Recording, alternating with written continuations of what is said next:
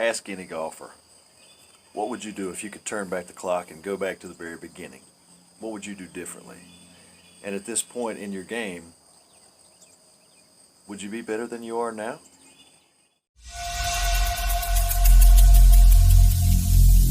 Every single day, I'm gonna make something great. That's my way. Every single day, I'm gonna make something great. The answer you would get would be a resounding yes, almost exclusively across the board if you asked golfers today who had been playing for years or even decades, if you could turn back the clock and you could go back in time magically somehow and start all over from square one, would you be a better golfer given the same amount of time than you are today? I know it is for me. That's kind of a thought that I had just roll through my brain the other day, and I say, what would I do differently? What sort of things would I avoid? What would I include? But more importantly, where would I start? So, in thinking about that, and in wishing that I could go back to the very beginning and eliminate so much of the just garbage that I listened to, and trying to incorporate the best information that I've ever gotten and the things that have been most helpful, I wanted to make this video series to help all of you.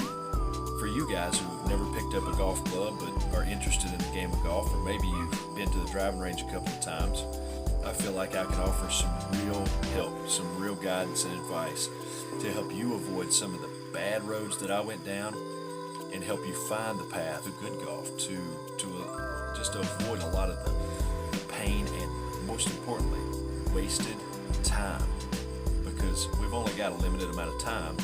So that's what this series is going to be about, helping you to find your way to the best golf that you can play in the shortest time possible. So where do you start? What's the number one thing that I would tell a beginning golfer, or to be honest, any golfer? What's the number one piece of advice? What's the number one thing I've learned? Without a doubt, number one, forget the touring pros on TV. The reason I say forget the pros is because you need to look at what they are putting into their game and what you can realistically put into your game. The touring pros have putting gurus, swing coaches, short game coaches, mental game coaches, nutritionists, fitness gurus, psychiatrists, a caddy whose entire professional career is devoted to nothing more than learning your game and telling you what to do on the golf course and helping you manage it. Most importantly, they have unlimited amounts of time and money to pour into their game, to practice, to play, to try and work on whatever it is they need to work on. As I said, the first thing that you need to do is take stock and come up with a realistic amount of time and energy that you can put into developing your golf game. If you're serious about developing it, that's what this series is for. If you just want to be able to go out and get hammered with your buddies and empty the cooler by the end of the day, and that's your only goal, this is probably not the series for you. But take me as an example. I have a full-time job. I have a wife, children, a house, a car, a yard to take care of, errands to run, and videos to shoot and edit, quite frankly, and then put up on YouTube for all of you guys. I've got a full schedule, a full plate. So for me, if I'm lucky, I can get out and hit one bucket of balls on the practice range a week. Also, if I'm lucky, I can play one round of golf per week. Now, I don't get to play every week. I don't get to practice every week. Sometimes the only thing I get to do is either practice that week or play that week. So, again, I don't have a lot of time to devote to it. So it does not behoove me in the least to try and build my skill set on a swing method or a swing type or an approach to golf as a whole that's going to require a lot of familiarity and a lot of time and a lot of practice and a lot of money and a lot of coaching. I just can't do that. So I need to build my swing on realistic principles that are easy and repeatable and simple. And what that's going to mean is a deviation, a detour from the conventional approach to the swing and to golf as a whole that you see on TV every week with the pros. I can't take their route because I don't have their kind of time, and most of us don't. So, how were you introduced to golf? I'm willing to bet that it probably involved a friend or a family member who played golf and drug you out to the driving range or the golf course, stuck a driver in your hand and said, go to town. And then the first thing that you did was try and hit the ball as hard as possible with the driver, and your goal was to send every ball over the back fence. That is the exact opposite of how you should start your golfing journey.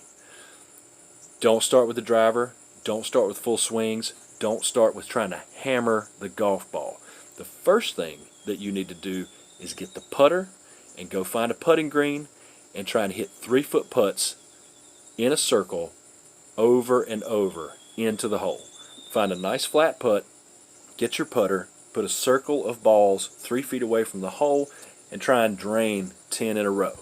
If you can do that, try and make 20 in a row. If you can do that, back out to 5 and 6 feet away from the hole and try and get 10 in a row from there. The reason for this is really simple. The putter, it's the easiest club to hit in the bag. It's the easiest club to get solid contact with. Putting is also the shortest swing to perform. It's a swing. It is a swing, and it's a short swing. It's the shortest swing you're going to make. And then you have the most controllable elements. You're rolling the ball. You don't have to account for wind or lie or any of that stuff. So if you're going to start building your golf skills and you have no golf skills and you're basically a beginner, or if you're trying to completely rebuild your golf game, start on the putting green. Start with the putter. That's the simplest stroke you can make. Did you know that on a standard par 72 golf course, which that's normal. Sometimes you'll see 71, sometimes you'll see 70, but most golf courses are par 72. There's par 3s, par 4s, and par 5s on a typical 72 par golf course. Half of the strokes, 36 of the 72 strokes that are allotted to you, which is how they come up with par. They come up with the average strokes that you should be able to complete the hole in. Half of those strokes are meant to be putts. Putts. That means on the green with the putter, they expect on every single hole for you to average 2 putts per hole. 18 holes, 2 putts, 36. Half of 72 is 36, meaning that your putter and your time on the putting green with putts, that is half of how many strokes you're supposed to take. There's only 14 fairways typically on a golf course, which means that at the most you're only supposed to be hitting driver 14 times, and there are plenty of holes where you should not be hitting a driver off the tee. So at best you're looking at 14 drives compared to 36 strokes with the putter.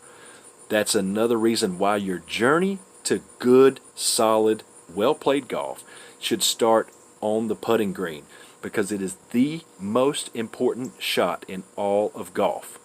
Putting. Then you can progress on to chipping, pitching, and then try and make half, 3/4, full swings with irons, and then you can work your way up to the woods. I realize that most people, this is not fun.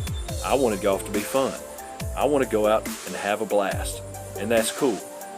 Here's the thing.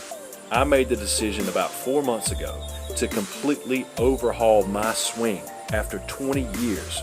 Completely new swing. Complete overhaul. The reason I did that is because I said, you know, it may take me 6 months or it may take me a year to become somewhat efficient with a new swing and just to develop that new swing. But I've probably got another 30 or 40 years, hopefully, of golf ahead of me. If I can take the time now to develop a good game, and I can be patient and I can be disciplined and I can develop the proper action and the proper swing, and I can start over from scratch and rebuild it the way that I know it needs to be built, and it takes me 6 months or a year to do it, what is one golf season compared to the next 30 or 40? Because here's the math. If you can play golf for 40 years at a very mediocre or below average level, or you could play golf for the next 39 years at a high level, which one would you take? I'm taking the 39 years at a high level So I have to give up basically a whole season of golf to try and rebrand myself, to try and redevelop every skill that I have, from putting all the way up to teeing off. If you start now and you're a beginner and you build it the correct way, you're going to be able to reap the benefits of an entire lifetime of great golf, as opposed to an entire lifetime of frustration and terrible golf.